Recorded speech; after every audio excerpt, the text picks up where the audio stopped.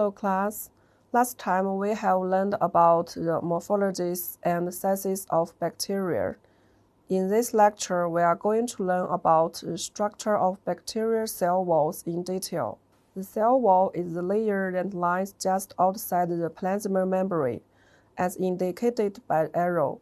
Almost all prokaryotes have a cell wall that surrounds the underlying fragile plasma membrane and protects the interior of the cell from adverse changes in the outside environment. The functions of cell wall are as follows. First, the major function of cell wall is to prevent bacterial cells from rupturing when the water pressure inside the cell is greater than outside the cell. Second, the cell wall also helps maintain the shape of bacteria and serves as a point of anchorage for flagella. Third, clinically, the cell wall is important because it contributes to the ability of some species to cause disease and is the site of action of some antibiotics. Fourth, in addition, the chemical composition of the cell wall is used to differentiate major types of bacteria. Next, we will study the structure of the bacterial cell wall in detail. We begin with the structure of gram-positive and gram-negative bacterial cell wall. We then discuss the mechanisms of gram-staining and cell wall deficient bacteria. First, let's study the structure of gram-positive cell wall. The bulk of the gram-positive cell wall is a thick, homogeneous sneeze of peptidoglycan ranging from 20 to 80 nanometer in thickness. It also contains tightly bound acidic polysaccharides, including teichoic acid, directly attached to the peptidoglycan and lipoteichoic acid. Peptidoglycan, also known as myelin, is a unique macromolecule composed of a repeating framework of long glycan chains cross-linked by short peptide fragments. Peptidoglycan is composed of many identical subunits. Each subunit within the saccharides contains disaccharide unit, tetrapeptide cytosine, and peptide integrates. The disaccharide portion is made up of monosaccharides called N-acetylglucosamine and N-acetylmuramic acid, which linked by beta-1,4 glycosidic bond. Lysozyme hydrolyzes the beta-1,4 glycosidic bonds within disaccharide portion of glycan chain and causes the wall to break down. Alternating NAM and NAG molecules are linked in rows of 10 to 65 sugars to form a carbohydrate backbone, which is the glycan portion of peptidoglycan. The peptidoglycan sucralose is formed by linking the sugars of the peptidoglycan subunits together to form a strand. The strands are then cross-linked to each other by covalent bonds formed between the peptides extending from each strand. The strand is helical and the peptides extended out from the backbone in different directions. Against rows of glycan chains are linked by polypeptides, which is the peptide portion of peptidoglycan. The tetrapeptide side chains consist of 4 amino acids, which attach to NAMs in the backbone. The amino acids occur in an alternating pattern of D and L forms.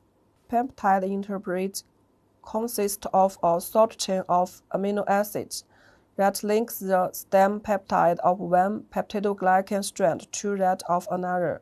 For example, peptide intermediate of Staphylococcus aureus consists of 5 glycines, which link the tetrapeptide side chain of one peptidoglycan strand to that of another.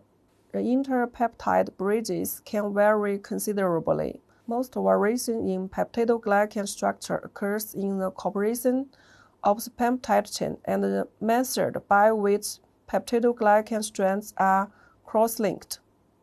Penicillin interferes with the final linking of the peptidoglycan rows by peptide interbridges. In addition to the peptidoglycan that makes up the bulk of the cell wall in gram-positive bacterial cell walls, it also contains large amounts of acidic polysaccharides. Teichoic acids are polymers of glycerol or ribitol joined by phosphate groups. Some teichoic acids are covalently linked to peptidoglycan and are referred to as wall teichoic acids.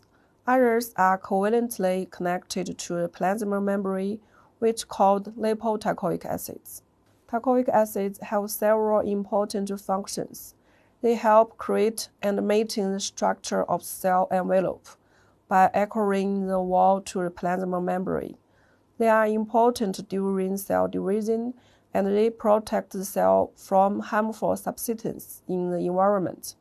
In addition, they function in ion uptake and are involved in binding pathogenic species to host tissues that initiating the infection disease process.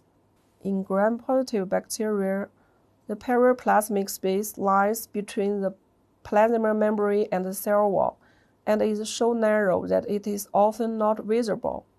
The periplasm has relatively few proteins. This is probably because the peptidoglycan circulars is porous and many proteins translocated across the plasma membrane pass through the circulars. Some secreted proteins are enzymes called extra enzymes. Extra enzymes often serve to degrade polymeric nutrients that would otherwise too large for transport across the plasma membrane. Those proteins that remain in the periplasmic space are usually attached to the plasma membrane, as shown in the figure. Let's summarize the structure of cell walls of gram-positive bacteria. 1. Peptidoglycan forms the bulk of cell wall structure of gram-positive bacteria. 2. Peptidoglycan is a unique macromolecule composed of a repeating framework of long glycan chains cross-linked by short peptide fragments, which is composed of many identical subunits. Each subunit contains disaccharides unit, tetrapeptide side chain, and peptide interbridge. 3. The disaccharide portion is made up of monosaccharides called NAG and NAM, which linked by beta-1 for glycosidic bond. The tetrapeptide side chains consist of 4 amino acids which attach to NAMs in the backbone. 5. Peptide interbridge consists of a short chain of amino acids that links the stem peptide of one peptidoglycan strand to that of another. 6. In gram-positive bacterial cell walls, it also contains large amounts of acidic polysaccharides, which are polymers of glycerol or ribitol joined by phosphate groups. The teichoic acids are covalently linked to peptidoglycan and are referred to as wall teichoic acids. The teichoic acids are covalently connected to the plasma membrane, which is called lipoteichoic acids. Okay, that's all for today's lesson.